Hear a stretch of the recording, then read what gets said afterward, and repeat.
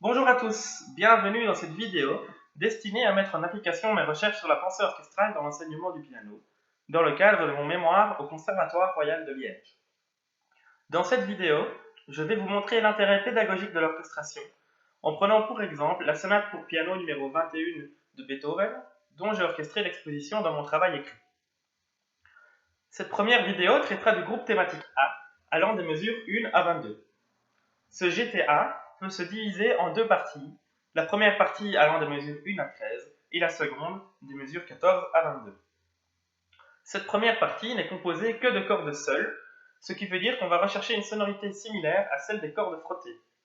Celle-ci est caractérisée par une attaque lente due au fait que la corde doit rentrer en vibration via le frottement de l'archet, ce qui est plus lent que l'attaque d'une trompette par exemple.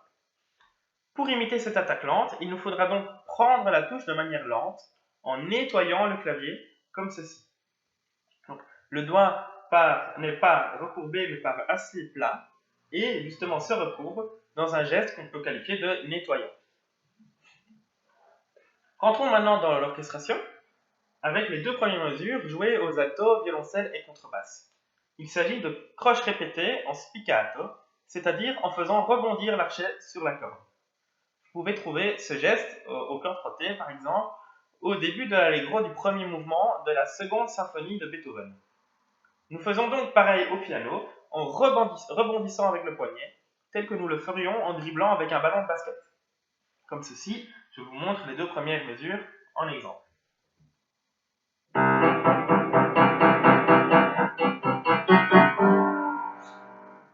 Vous pouvez ensuite remarquer que la main gauche garde ce même motif de croche répétée jusqu'à la mesure 10 et donc garde le même mouvement. À la mesure 3, les altos jouent un motif différent, selon moi en un seul coup d'archet. Cela veut dire que nous jouerons ce motif en un seul mouvement de poignet, comme ceci. Idem pour le motif mélodique au violon de la mesure suivante. Afin d'imiter le legato très collé des violons, dont vous pouvez toujours entendre un exemple dans la symphonie numéro 2 de Beethoven, on va nous-mêmes coller nos doigts à la touche, en ne prenant aucun élan pour les doigts. De cette manière, on joue un legato le plus collé possible. Les mesures 5 à 8 suivent le même principe que les 4 premières. Aux mesures 9 et 10, la main droite est une extension du motif mélodique des violons. Le principe reste donc le même. Idem pour la main gauche qui continue à jouer au basket. À la mesure 11, la main gauche change de mouvement et présente un accord sforzando. Il faut donc l'appuyer un peu plus, mais toujours avec une attaque lente en prenant le temps de rentrer dans le clavier. Idem pour les mesures 12 et 13 avec les croches des deux mains, qu'on peut jouer en portato. Je vous joue ces 13 premières mesures pour illustrer mes propos. Je tiens à préciser cependant qu'il ne s'agit aucunement d'un travail abouti pianistiquement, mais justement d'un travail en cours afin d'établir les gestes et sonorités adéquats.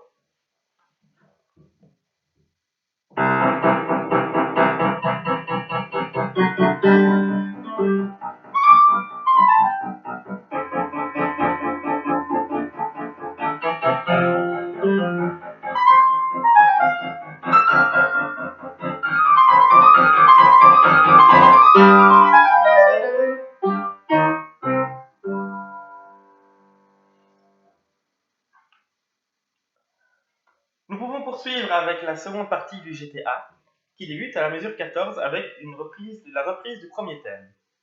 C'est aussi à cette mesure que rentre en jeu la petite harmonie, à l'exception des cordes. Cette apparition des instruments avant enrichit le timbre général. Aussi, il me semble évident que les hautbois et clarinettes ne jouent pas toutes les doubles croches, mais bien quelque chose de similaire à la première présentation du thème, à savoir des croches répétées.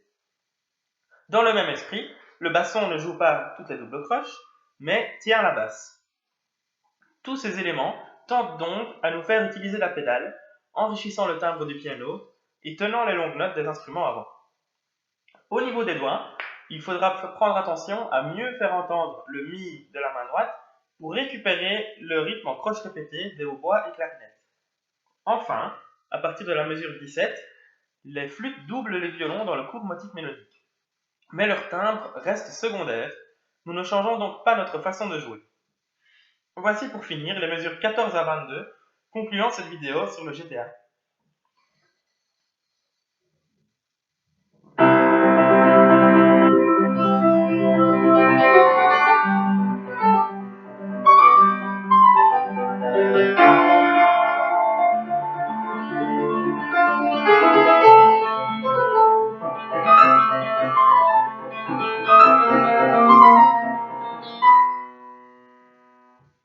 Voilà, c'est la fin de cette première vidéo.